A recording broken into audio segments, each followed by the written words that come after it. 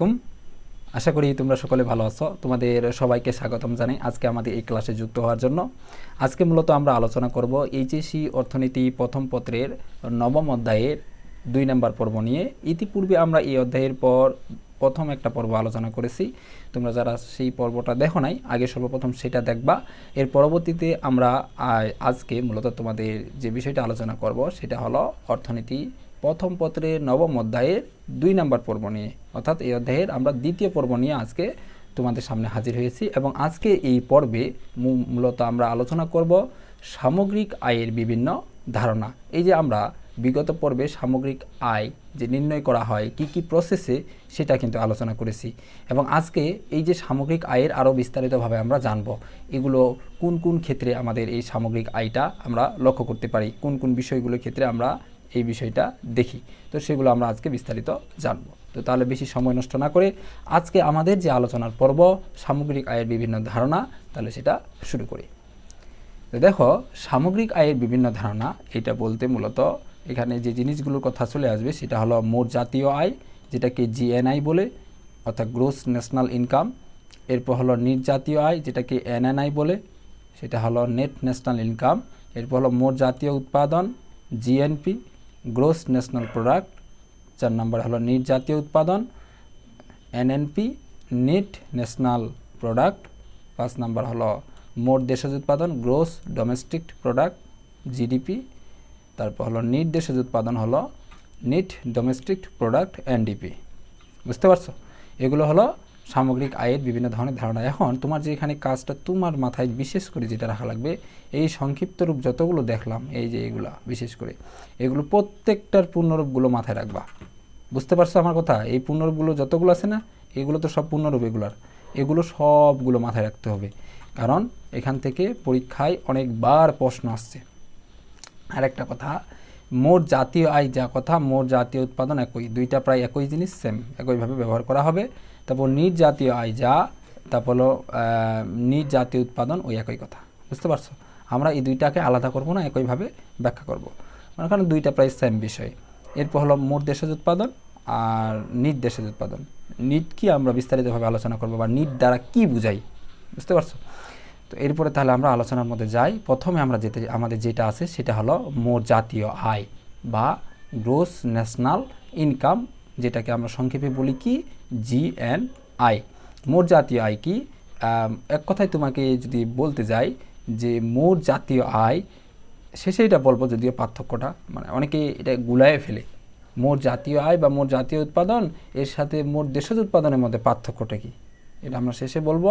আপাতত জাস্ট একটা একটা করে আলোচনা করতেছি, যে প্রত্যেকটা নির্দিষ্ট করে আইডেন্টিফাই করি আগে, তারপর আমি সবগুলো একসাথে মিলিয়ে পার্থক্য করে দেবো, যাতে তোমরা সহজে মনে রাখতে পারো।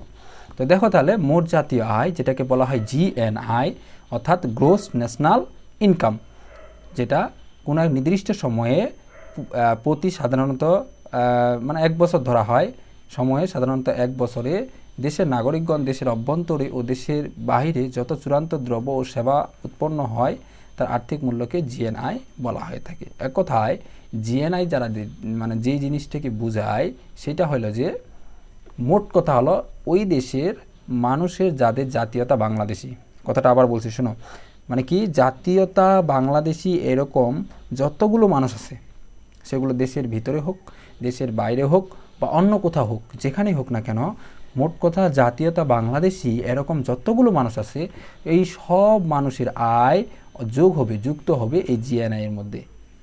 যার জাতীয়তা বাংলাদেশি না, তার আয় কখনো এখানে জিএনআই এর মধ্যে আসবে না। এই জন্যই কিন্তু এখানে কথাটাই আসছে মোট জাতীয় আয়। বুঝতে পারছো? এটাই কিন্তু মেইন থিম। মোট জাতীয় আয় বলতে কি, তাহলে একটা দেশের যেসব মানুষের, মনে করো তোমার বলল বাংলাদেশে মোট জাতীয় আয় বের করো, তখন তুমি কি করবা, যাদের জাতীয়তা বাংলাদেশি আছে এরকম যতগুলো মানুষ আছে দেশের ভিতরে দেশের বাইরে, এই সমস্ত মানুষের যে আয়, এই আয়গুলো সবগুলো তুমি কি করবা, যুক্ত করবা। বুঝতে পারছো? এইভাবে কিন্তু তোমার মোট জাতীয় আয়ের পরিমাণটা বের করা লাগে। তো আমরা আরও যদি বিস্তারিতভাবে তোমাদের দেখাই, এখানে একটা সূত্র দিয়ে তোমাদের দেখানো হয়েছে, যদি লক্ষ্য করো তাহলে আশা করি বুঝবা। দেখো যে এই যে মোট জাতীয় আয়ের ক্ষেত্রে কোনো নির্দিষ্ট সময়ে নির্দিষ্ট সময় বলতে আমরা জানি যে 1 বছর ধরা হয় দেশের অভ্যন্তরে উৎপাদিত দ্রব্য ও সেবার মূল্য। এই যে বিভিন্ন ধরনের দ্রব্যগুলো যেগুলো আমরা উৎপাদন করি সেগুলো একটা বাজার মূল্য থাকে না, যেটাকে আমরা সেবা মূল্য বলতে পারি, একই কথা। সেটা সেবার মূল্য প্রথমে একটা দেশের, এরপরে হলো প্লাস এখানে যুক্ত হয়, কথাটা ভালোভাবে, এগুলো কিন্তু ভালোভাবে বোঝা লাগবে। যুক্ত হয় অর্থাৎ প্লাস হয় কোনটা, বিদেশে কর্মরত দেশীয়দের আয়, অর্থাৎ যারা প্রবাসী থাকে, এক কথায় প্রবাসী বুঝো, প্রবাসী কারা, যারা বাংলাদেশি বিভিন্ন ধরনের মানুষগুলো বিদেশে থেকে তারা আয় করতেছে, এরকম যারা মানুষগুলো আছে তাদেরকে কিন্তু কি বলা হয়, প্রবাসী বলা হয়। এরকম যে বিভিন্ন ধরনের মানুষগুলো আছে তাদের যে আয়, অর্থাৎ বাংলাদেশ থেকে বিদেশে গেছে এরকম অনেক বাংলাদেশি মানুষ আছে, তাদের একটা আয় হচ্ছে না, এই যে আয়, তাদের আয়টা এখানে যুক্ত হবে, প্লাস করব। আর মাইনাস করব কোনটা বা বিয়োগ করব কোনটা, সেটা হলো তোমার আমাদের দেশে অবস্থানরত বা কর্মরত বিদেশিদের আয়। অর্থাৎ তুমি দেখবা যে আমাদের বাংলাদেশে অনেক বিদেশি কিন্তু আছে কিনা লক্ষ্য করছো, আমাদের বাংলাদেশে কিন্তু অনেক বিদেশি কোম্পানি, বিদেশি প্রতিষ্ঠান বা বিদেশি অনেক ব্যক্তি আছে যারা বাংলাদেশে এসে উৎপাদন কার্য পরিচালনা করতেছে বা কোনো একটা প্রতিষ্ঠান চালাচ্ছে। তো এইরকম ব্যক্তিদের যে আয়, তাদের একটা আয় হয় না নির্দিষ্ট পরিমাণ, তো এরকম ব্যক্তিদের যে আয়, এই আয়টা মূলত এখানে কি করা হয়, আয়টা এখানে মাইনাস করা হয়, অর্থাৎ ঋণাত্মক করা হয়। বুঝতে পারছো কি না আমার কথা বলো তো, তাদের আয়টা এখানে কি হয়, মাইনাস হয়, মানে তাদের আয়টা এখানে যুক্ত করা হয় না, মানে ধরা হয় না এক কথায়, কোথায়, জিএনআই এর মধ্যে, অর্থাৎ মোট জাতীয় আয়ের মধ্যে তাদের আয়টা অন্তর্ভুক্ত হয় না। মাথায় কি ঢুকছে? দেখো জিএনআই এর সূত্র হলো C plus I plus G X minus M GDP plus X N, এটা হলো মোটামুটি সূত্র। এই সূত্রগুলো তোমার পরীক্ষায় মানে খুব একটা আসে না, মোটামুটি আসে, তবে পরীক্ষায় যেটা আসে সবচেয়ে বেশি জিএনআই কি বা বলে উদ্দীপক একটা দিয়ে বলে যে এটা কোনটার সাথে মিল আছে, জিডিপি, জিএনআই না এনএনপি না কোনটা না জিডিপি, কিসের সাথে মিল আছে, তোমাকে সেটা আইডেন্টিফাই করে ব্যাখ্যা করা লাগে। কথা কি বোঝা গেছে আমার? এভাবে কিন্তু পরীক্ষায় আসবে এবং তোমাকে এভাবে অ্যান্সার করা লাগবে সুন্দরভাবে, ভুল করবা না কিন্তু। এরপর দেখো, এরপর যেটা আছে আমাদের সেটা হলো মোট, আমরা পড়লাম কি মোট জাতীয় আয়, মোট জাতীয় আয় থেকেই কিন্তু নির্জাতীয় আয় বিষয়টা আমাদের লাগবে, অর্থাৎ আমরা যদি মোট জাতীয় আয় যদি বের করতে না পারি তাহলে নির্জাতীয় আয় কিন্তু বের করতে পারবো না। মোট মানে কি, আমাদের বলছি কিন্তু একটা দেশের যতগুলো মানুষের জাতীয়তা বাংলাদেশে আছে, এদের যত আয় হবে এই সবগুলো আয় কী হবে, এখানে যোগ হবে এরকম। আর নিট কি, নিট হলো এরকম যে মোট যতগুলো আয় হলো সেগুলো আয়গুলো করতে গিয়ে বিভিন্ন ধরনের ব্যয় হবে না, যেটাকে বলি মূলধন, দ্রব্য সামগ্রী ব্যবহারজনিত ব্যয়, অপচয় ব্যয়, এরকম অবচয় ব্যয়, এরকম অনেক ব্যয় আছে। কিন্তু এই সবগুলো ব্যয় বাদ দিয়ে যে একটা নির্দিষ্ট মানে একবারে একুরেট পরিমাণটা থাকবে সেটাকেই মূলত বলা হয় নির্জাতীয় আয়। অর্থাৎ নিট কথাটার অর্থই হলো, এটা লিখে নিতে পারো যে একবারে মানে কি বলবো, পরিপূর্ণ একটা যে পরিমাণ, মনে করো তোমার নির্দিষ্ট আমরা যে পরিমাণটা পাই অবশেষে, মনে করো তুমি একটা কোনো কিছু করতে গেছো, মনে করো তোমার একটা কোম্পানি দিছো, কথা সেই কোম্পানিটা তোমার সেখান থেকে মোট আয় আসছে সেখান থেকে 10 টাকা, কত টাকা, 10 টাকা তোমার হলো মোট আয়। কিন্তু সেখানে তোমার কোম্পানিতে কিন্তু খরচ আসছে না, বিভিন্ন ধরনের তুমি দ্রব্য সামগ্রী ইউজ করো, বিভিন্ন ধরনের এই পণ্য মানে মেশিনারিজ থেকে শুরু করে ইলেকট্রনিক্স বিভিন্ন ধরনের যন্ত্রপাতি ইউজ করো, তো এগুলোর একটা খরচ আছে কিনা, এগুলোর বিনিময়ে তোমার টাকা দেওয়া লাগে কিনা।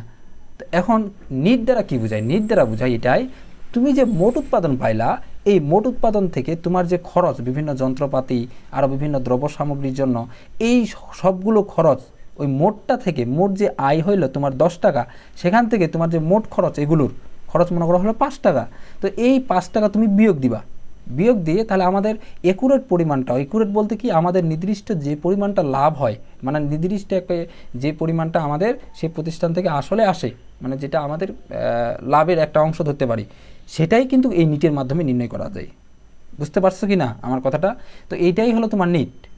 নিট দ্বারা বুঝছো, নিট দ্বারা কী বোঝায়, তো নিট জাতীয় আয় এটা হলো তোমার হলো নেট ন্যাশনাল ইনকাম, যেটাকে এনএনআই আমরা বলি। তো দেখো এটা কি, মোট জাতীয় আয় থেকে মূলধন দ্রব্য সামগ্রী ব্যবহারজনিত ব্যয়, এই কথাটা তো বুঝতে হবে। মূলধন দ্রব্য সামগ্রী ব্যবহারজনিত ব্যয় যেটাকে সিসিএ বলে, এটা পুনরূপটা লিখে নিতে পারো, সিসিএ হলো ক্যাপিটাল কনজামশন অ্যালাউন্স।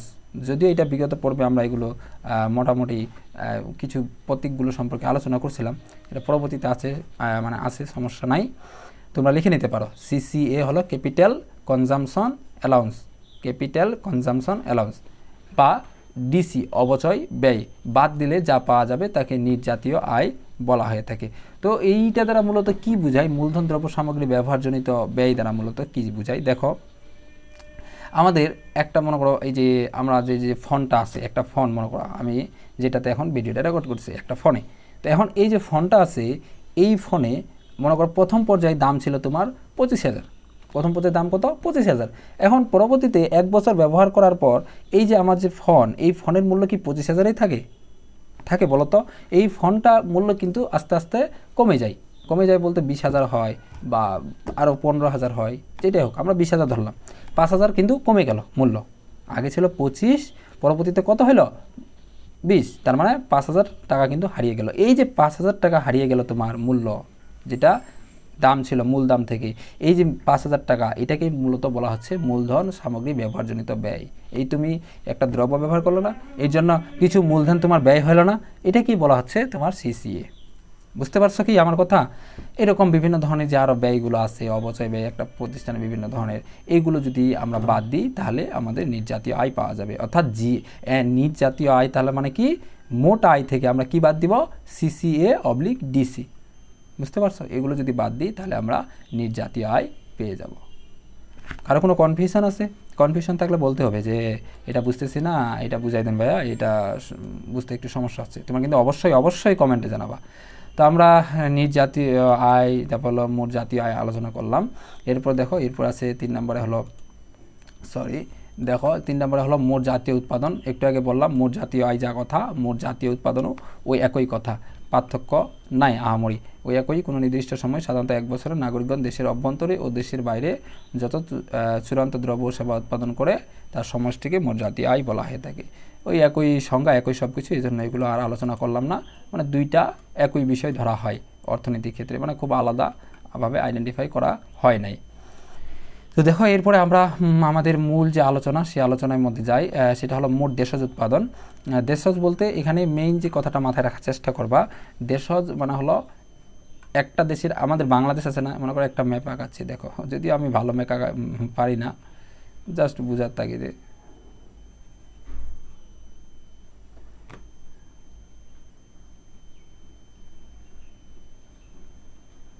দেখো আমার যে ম্যাপ দেখে মানুষ অজ্ঞান হয়ে যাবে। তো দেখো মনে করো এটা হলো বাংলাদেশ, এটা কি বাংলাদেশ, জাস্ট বোঝার তাই, মানে জাস্ট বুঝতে পারলে হলো। তো এখন আমাদের বাংলাদেশের একটা সীমানা আছে কিনা বলো? সীমানা কত বাংলাদেশের, কত বলো তো? কে বলতে পারবা? কমেন্টে জানো। বাংলাদেশের আয়তন হলো কত, সেটা কমেন্টে জানাবা। বাংলাদেশের আয়তন 1,47,570 বর্গ কিলোমিটার।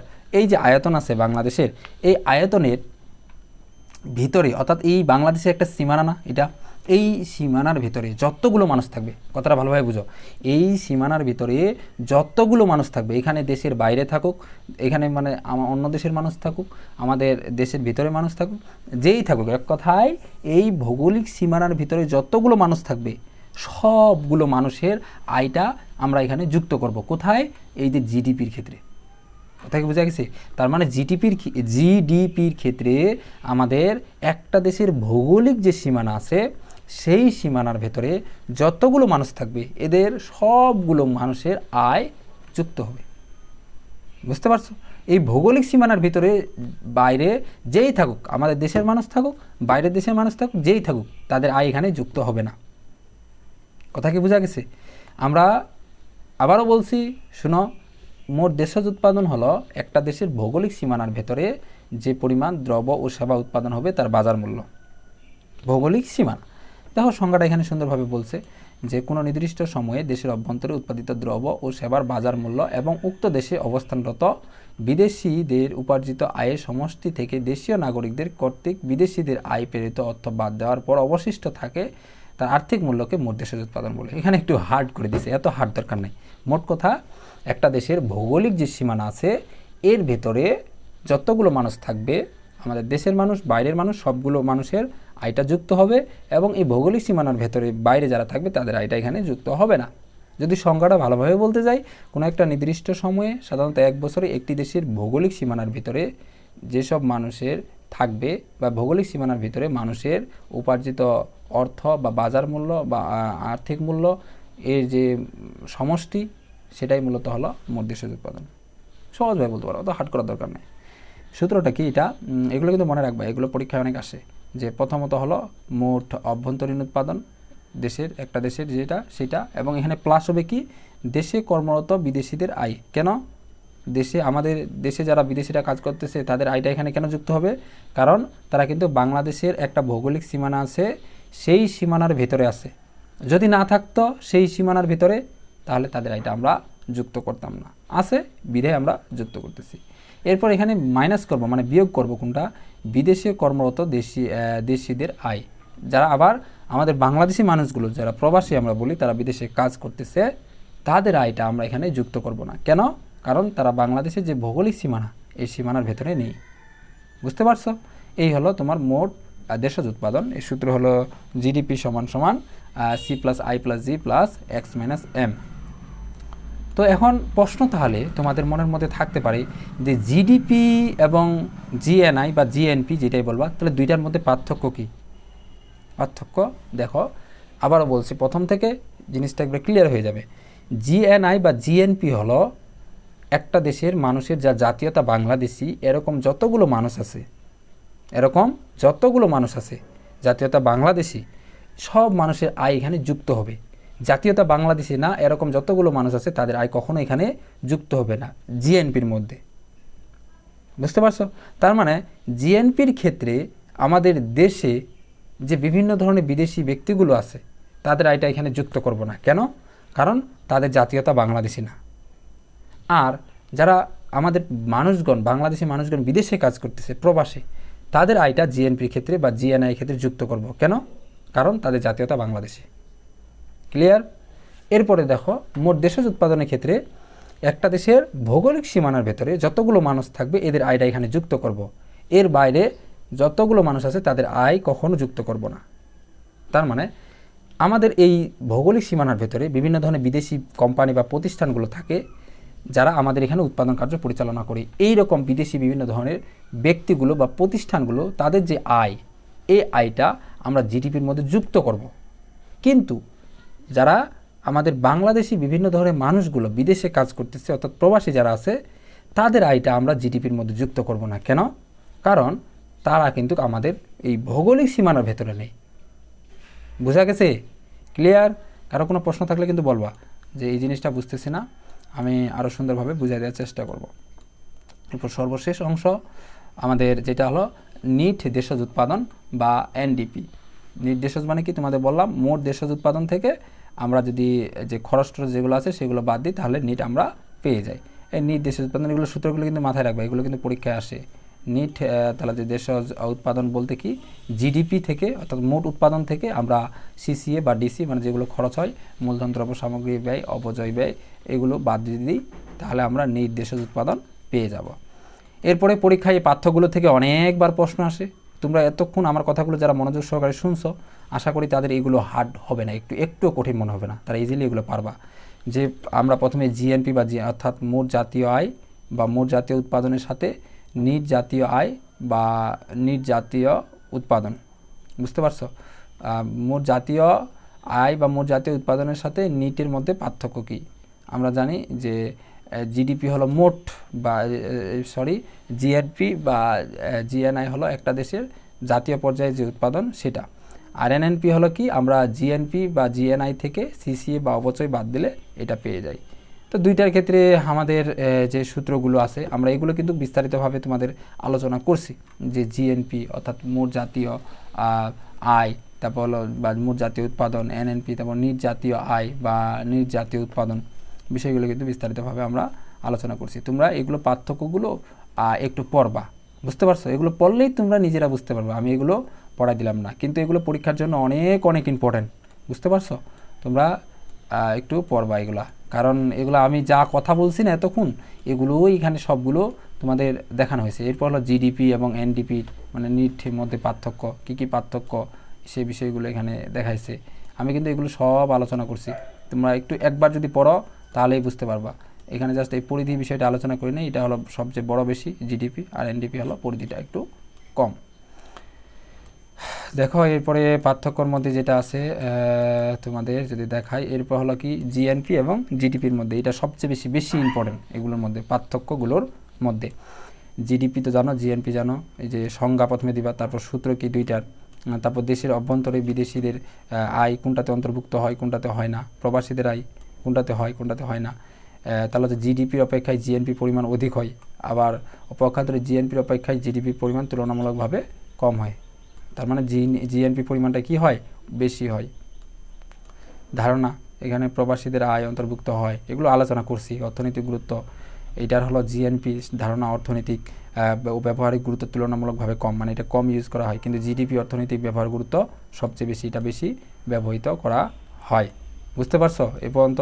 তো আমরা আজকের পর্বটা এখানেই শেষ করতেছি। তাহলে এই পরবর্তী পর্বে আমরা এই জাতীয় পরিমাপের সমস্যাসমূহ, এটার সমাধান, আরও বিভিন্ন ধরনের আমাদের প্রসেস রয়েছে, পার্টগুলো রয়েছে, সেগুলো আমরা আলোচনা করব। আজকের পর্বটা এখানেই শেষ করতেছি। কারো যদি কোনো প্রশ্ন থাকে তোমরা অবশ্যই সেটা জানাবা। তো দেখা হচ্ছে তোমাদের সাথে পরবর্তীতে নতুন কোনো পর্বে নতুন কোনো টপিক নিয়ে। ততক্ষণ পর্যন্ত সবাই ভালো থাকো, সুস্থ থাকো।